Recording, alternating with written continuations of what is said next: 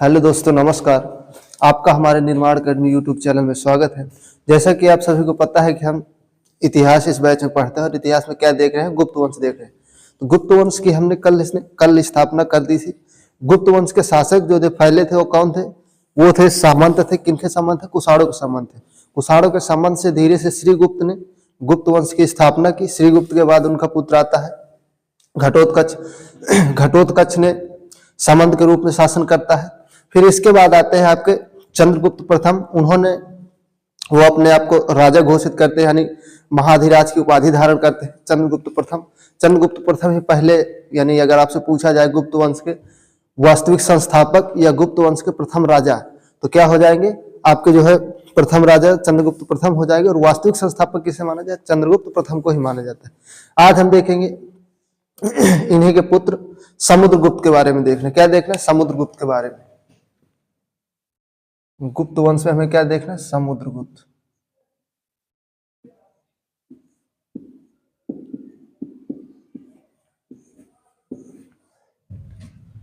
समुद्रगुप्त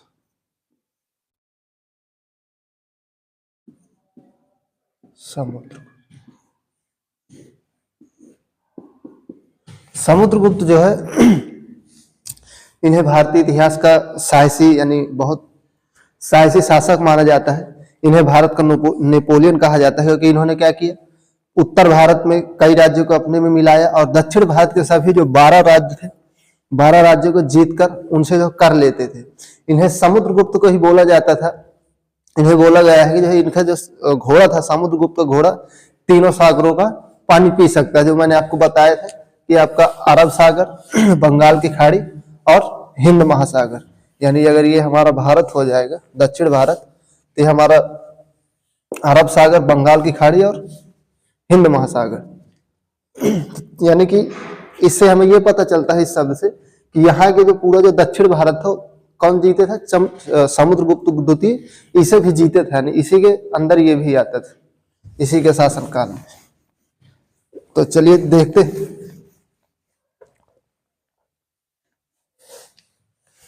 पहला पॉइंट, इसे भारत का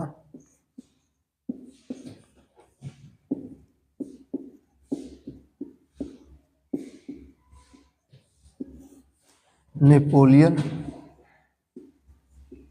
भी कहा जाता है।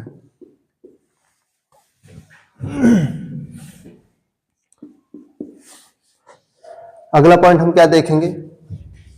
जो समुद्रगुप्त था वो किसका पुत्र था? वो था आपका चंद्रगुप्त प्रथम का। चंद्रगुप्त प्रथम का पुत्र समुद्रगुप्त। और लिख लेते हैं, चंद्रगुप्त फर्स्ट का पुत्र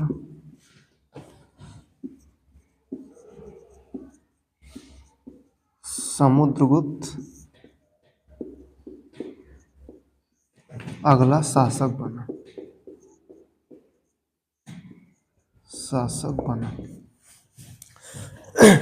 अब समुद्रगुप्त के अगर पिता कौन है? चंद्रगुप्त प्रथम। तो चंद्रगुप्त प्रथम की पत्नी कौन थी? लिच्छवी की राजकुमारी कौन थी? कुमार देवी। तो इसकी माता, समुद्रगुप्त की माता कौन हो जाएगी? कुमार देवी। तो ये जो है कुमार देवी का पुत्र था। और इसका ननिहाल कहाँ हो जाता है? लिच्छवी। इसीलिए क्या कहा जाता है? अपने आप को समुद्रगुप्त क्या कहता था? लिच्छवी दौहित्र। समुद्रगुप्त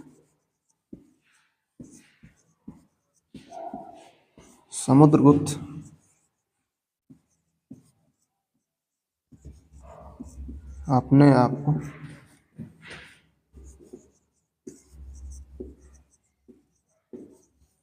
लिच्छवी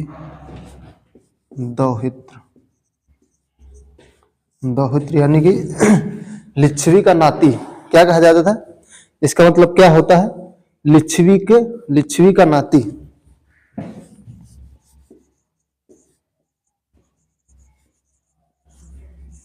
लिच्छवी का नाती दोहित्र कहता था।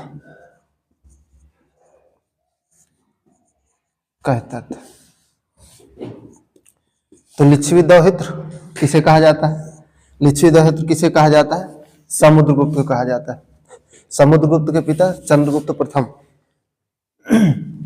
भारत का नेपोलियन समुद्रगुप्त को। धरड़ी बांध किसे कहा जाता है? धरड़ी बांध, धरड़ी बांध, धरड़ी बांध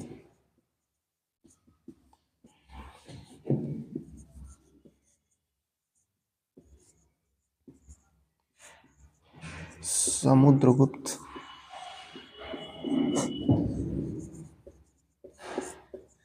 कहा जाता है। धरड़ी बांध किसे कहा जाता है? समुद्रगुप्त को, क्योंकि समुद्रगुप्त ने क्या किया था? पूरे भारत को चारों तरफ से बांध लिया था। कोई भी विदेशी आक्रमणकारी या कोई भी अंदर नहीं आ सकता था बिना समुद्रगुप्त की अनुमति के। अगला पॉइंट हम देखते हैं।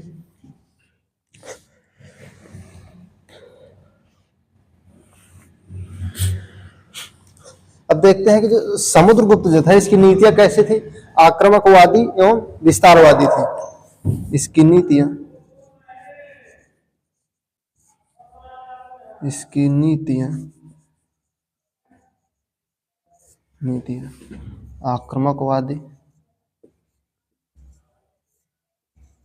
आक्रामकवादी तथा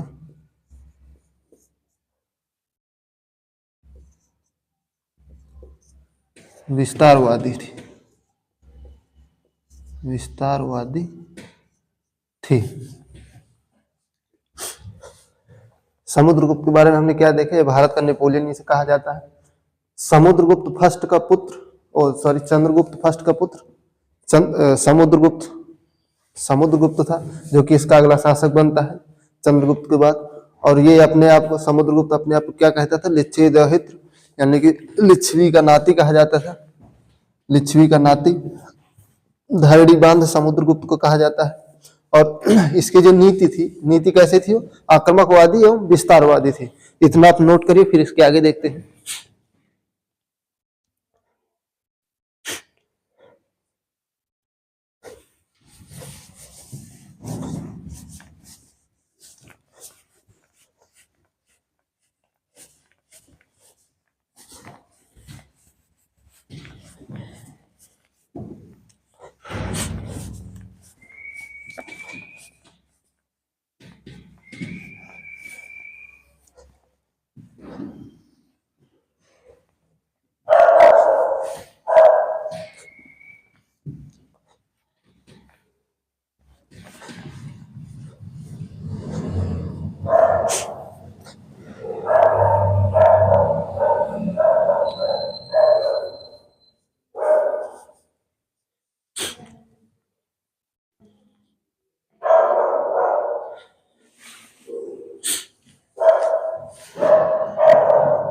अगला पॉइंट हम लिखते हैं कि इसने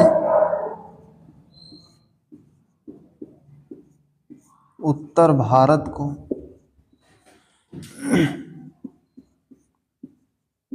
जीत कर अपने साम्राज्य में मिला लिया। अपने साम्राज्य में मिला लिया।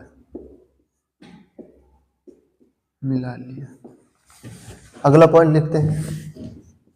अगला पॉइंट हमारा ये है कि दक्षिण भारत के इसने 12 राज्यों को जीतकर, दक्षिण भारत के 12 राज्यों को जीतकर क्या किया? वहां से कर लेने लगा, यानी टैक्स लेने लगा।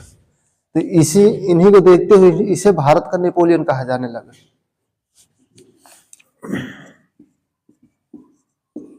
इसने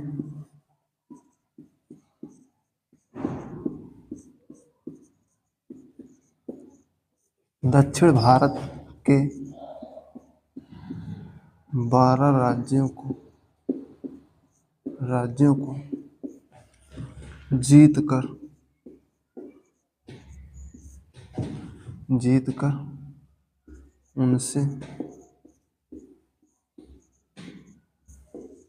कर वसूलने लगा।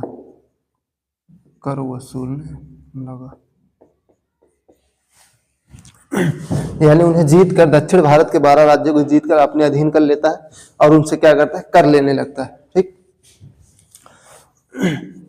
अब अगला पॉइंट देखते हैं।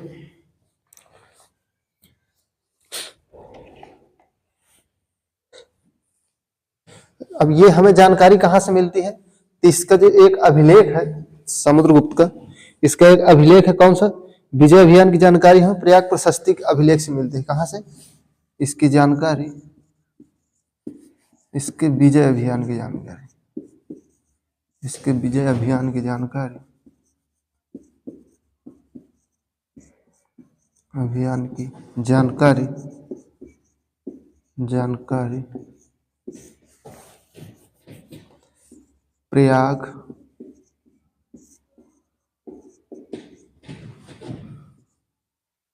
प्रशस्ति, प्रयाग प्रशस्ति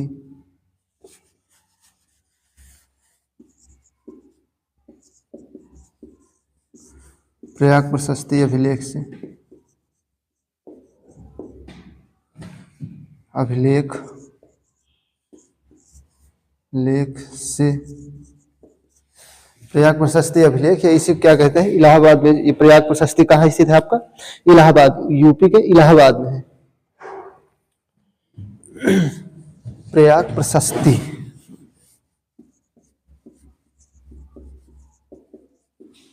प्रयाग प्रशस्ति अभिलेख से मिलती है, मिलती है, या इसे क्या कहते हैं, इलाहाबाद, इलाहाबाद से। ठीक, अब इसे लिखा किसने था? ये जो प्रयाग प्रशस्ति अभिलेख है आपका, इलाहाबाद अभिलेख, इसे किसने लिखा था?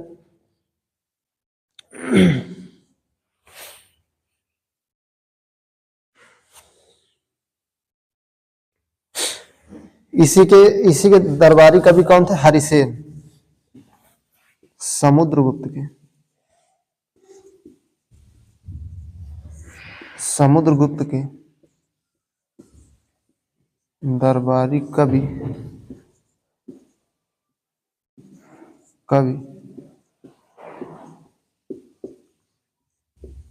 हरिसेन ने लिखा था।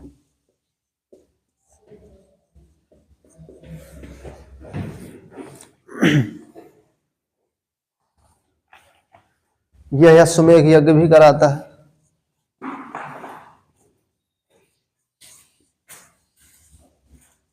यह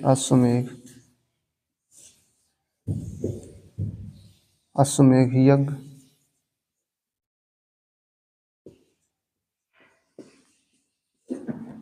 कराता है। अब अश्वमेध यज्ञ क्या होता है ये तो मैंने आपको बताया था। इसमें यज्ञ होता है, उसके बाद क्या होता है, घोड़ा छोड़ा जाता है, जहां जहां से जाता है वो क्षेत्र अपना हो जाता है। अगर कोई उसे रोकता है तो जिसका घोड़ा होगा उससे वो युद्ध करेगा। अगर हार गया तो उसे चोकर लिया जाएगा, अपने मिला लिया जाएगा। अगर जीत गया तो फिर ये उसके अंडर में आ जाएगा। ठीक, ये मैंने आपको पहले बताया था।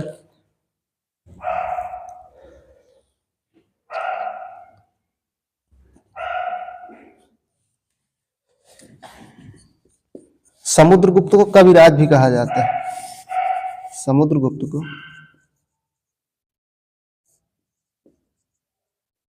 समुद्रगुप्त को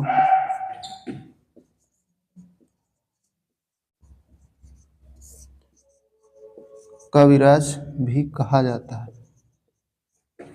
कहा जाता है। इतना आप नोट करिए, फिर देखते हैं इसके आगे।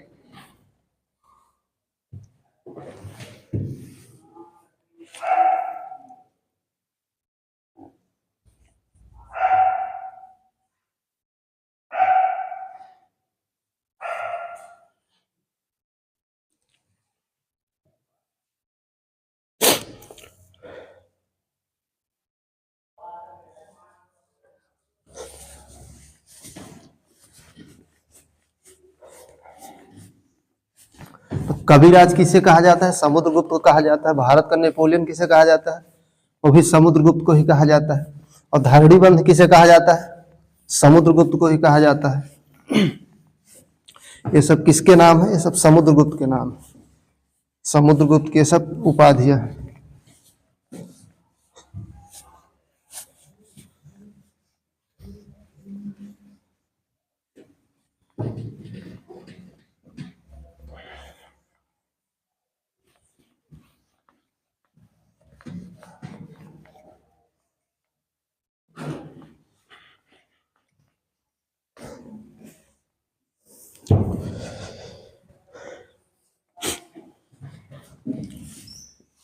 समुद्रगुप्त को सिक्कों पर समुद्रगुप्त को सिक्कों पर वीणा बजाते हुए दिखाया गया। वीणा बजाते हुए दिखाया गया है। दिखाया गया है। वीणा बजाते हुए दिखाया गया है। और कैसे दिखाया गया? इसे सैनिक वेशभूषा में भी दिखाया गया है। इसे सिक्कों पर सैनिक वेशभूषा में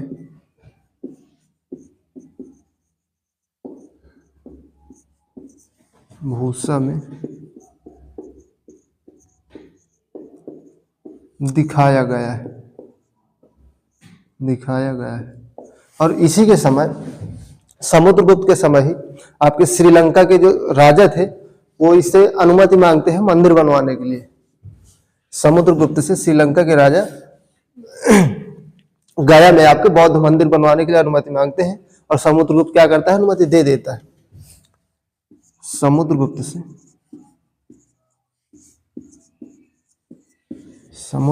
से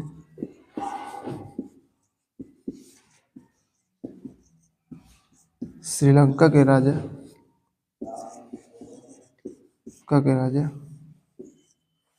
बौद्ध मंदिर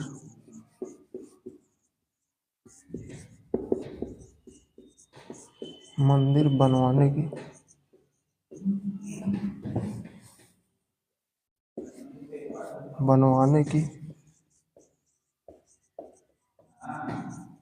अनुमति मांगी। और समुद्रगुप्त क्या करता है? अनुमति दे देता है।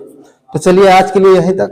इतना आप ध्यान रखिएगा कि समुद्रगुप्त के बारे में काफी क्वेश्चन आ जाते हैं। तो फिर मिलते हैं आपसे नेक्स्ट वीडियो में। अगली वीडियो में देखेंगे इससे क्या आगे, फिर इसके आगे जो आता है रामगुप्त आता है। फिर रामगुप्त के बाद चंद्रगुप्त द्वितीय आता है, जिसे विक्रमादित्य की उपाधि भी धारण की है। किसने? चंद्रगुप्त द्वितीय ने। तो आपको फिर मिलते हैं नेक्स्ट वीडियो में। तब तक के लिए जय हिंद, जय भारत।